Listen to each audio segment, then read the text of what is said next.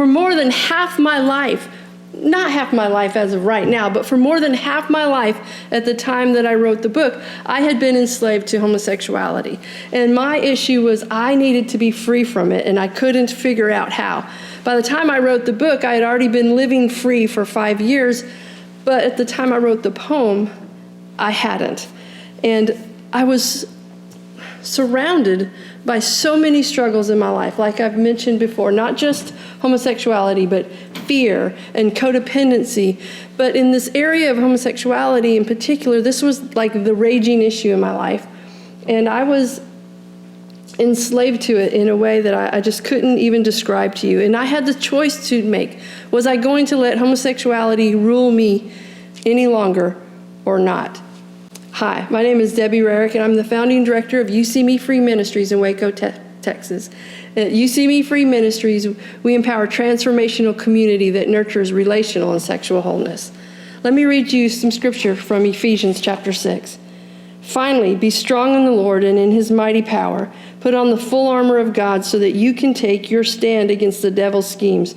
For our struggle is not against flesh and blood, but against the rulers, against the authorities, against the powers of this dark world, and against the spiritual forces of evil in the heavenly realms. That's what I was battling with. That's what I was enslaved to.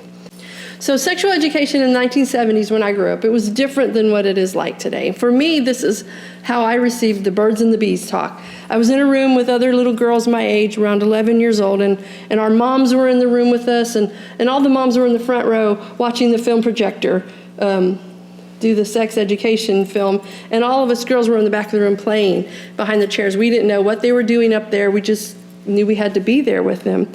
And I didn't understand what they were talking about. It didn't stick with me, but for some reason, homosexuality stuck with me. So around that same age in my life, I also went to a church camp in Spain where we were living, and I received the Lord. I got saved in Spain at that time. And so when I came back from camp, my life didn't change. It went to the same old ungodly conversations. I spent a lot of time with older kids in the parks and at dances and things like that. And so I received a lot of negative influence, a lot of unhealthy teaching about sexuality, as you could imagine. But one thing that is constant was God's love through this whole process. Even when I didn't understand it, even when I didn't realize it, when I couldn't fathom that it could be real, God's love came through time after time after time. I realized now things I didn't know then, but looking back, I saw this develop in my life. And I could explain it now, but I couldn't explain it then. And one of the things that was so hard was that since I didn't understand it, I just didn't talk to anybody. I didn't talk to my parents. I didn't talk to the youth directors at the church I was going to. I didn't even talk to the other little girls that I was involved with because it was just what we did. We didn't talk about it all. And that just caused more shame and more concealing, not just of like conversation about things in my day, but also just about what was going on inside me. I could stop for a while. But eventually the feelings would come too much to bear, and eventually the acting out would come back. And I could keep it down for a while, but it would spring load return, and it would usually be stronger than it was before. So when I was around 13, I moved back to America. Our family moved to America, and it was a drastic culture shock. I was 13 years old, moving to a new country, back to America, starting high school at a new school where I didn't know any of the kids. And our family began attending church together, which we didn't do when we lived in Spain. I became involved in the youth group at the church, and these kids reminded me not of the kids I would hang out with in the park. A couple of them did, right? But mostly they were reminding me of the kids in the youth group in Spain. And it was just a different atmosphere, and it wasn't centered on sexuality or sexual things. And that was very refreshing for me. Another place that was refreshing for me was Mrs. Darlin. She was married to the high school principal. She was the school librarian at Burnett High School, where I went to high school. And for a couple years, I got to spend time with her every day because I was library assistant for an hour a day. And in this time where I was just longing to be able to share with somebody, because I hadn't begun acting out by this time since I had lived in Spain. But I was longing for somebody to share with, and I just know that I could have shared with her, but I never got up the nerve to share with her. I never got up the nerve to share with her, and I just remained isolated in this struggle. But I know she was sent from God to help me.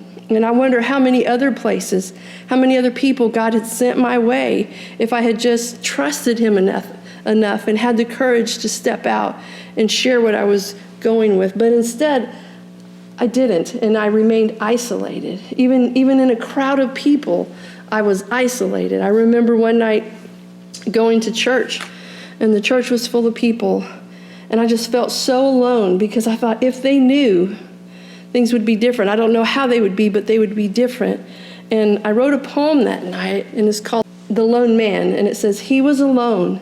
There was no one else, just him." And that's what I felt like. I felt like I was that lone person in the crowd and there was nobody else. Thank you for joining us in chapter 4 of the book, You See Me Free, Steps on a Journey of Faith Through Fear, Beyond Forgiveness, and Into Freedom. I pray that this has helped you, that it has encouraged you, and that your hope has started to stir. And if you're interested in finding out more about this or picking up your copy of this book, you can contact our offices at freedom@youseemefree.org, or you can look on the web at youseemefree.org. 5 years earlier in that same church, one Sunday morning, I felt the presence of God, and I didn't even understand what that meant, but I was overwhelmed with God's presence. And a lot of times when I experience the presence of God, I just weep. It's like it's just a spiritual response or a spiritual language. And so I was weeping, and it was a small Southern Baptist church, and it was the invitation, and it was probably the 19th time they sang Just As I Am or something like that. And I just couldn't stand it anymore. And I just went down front because that's what happened when you're overwhelmed with God in that church at the invitation time. And I said, God's calling me. I know he's calling me. And the pastor's wife, she said, oh, what's he calling you to? But I know that God had called me to preach. But I couldn't share that with the pastor's wife because just earlier, a few weeks earlier, the pastor had shared from the pulpit.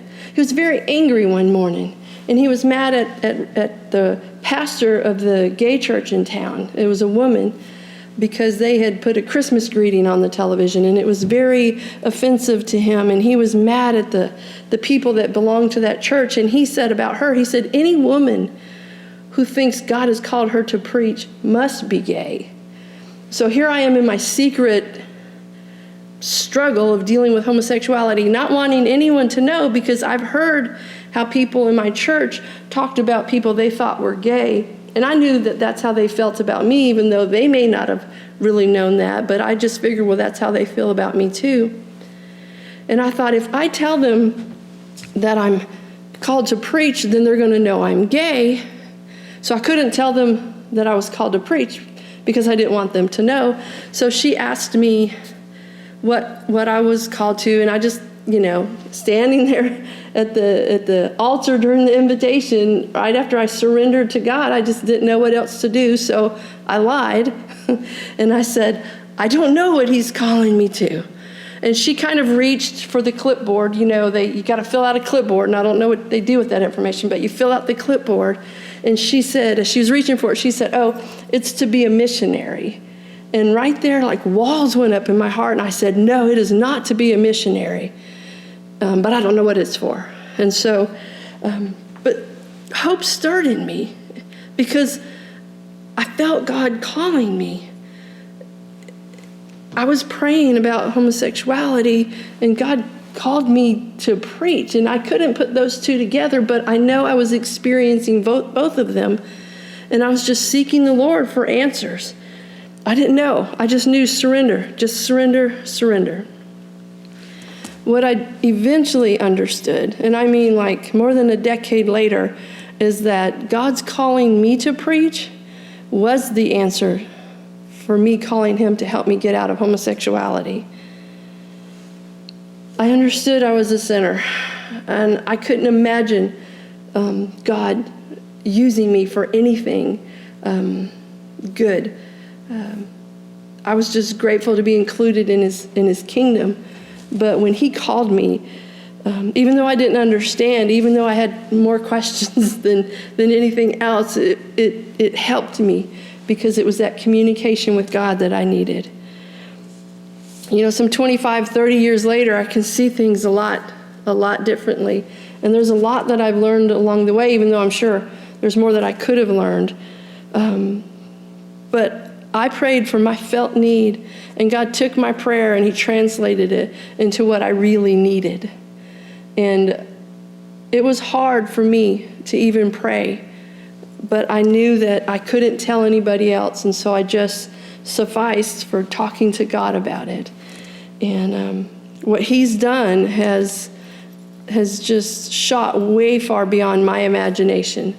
And I know that in Ephesians, we already read from that book, but in Ephesians chapter 3, it talks about that God is calling us to more than we could ask or imagine. But really, it makes sense that God would call me out of homosexuality to preach for him. That's what he does. He calls each of us wherever we are, and he calls us out of that, and he calls us into the plans that he has for our life. Think about it. If we're already doing what he has for us to do, he won't call us out of it. But when he calls us out of our lives, our lifestyles, and into his life and into his lifestyle. And that's pretty amazing. Like I said, he took my prayers, he interpreted them, he translated them. He helped me to take little bitty steps of faith along the way. Even still, with all of that, I ran.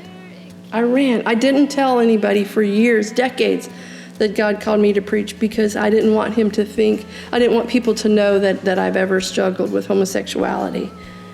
But God answered my prayers with that call, and he never reversed the call. He never revoked the call.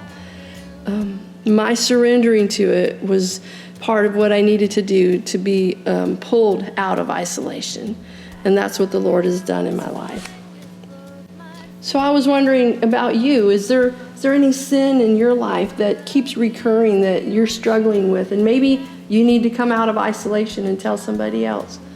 Is there something that you're dealing with where you've already told people, but maybe they've encouraged you toward it rather than helping you to be free from it, and you need to actually bring other people into your life for accountability?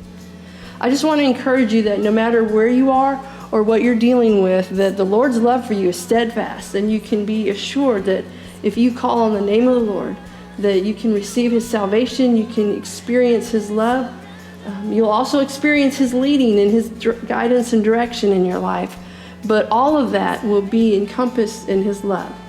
And so I just want to encourage you, whether homosexuality has developed in you also, or you have hidden feelings about anything else where you feel isolated and intimidated by the enemy, there is freedom for you in the name of the Lord Jesus Christ. Again, if you have any questions or if you want to share prayer requests, please contact our offices at freedom@youseemefree.org. Thank you for listening.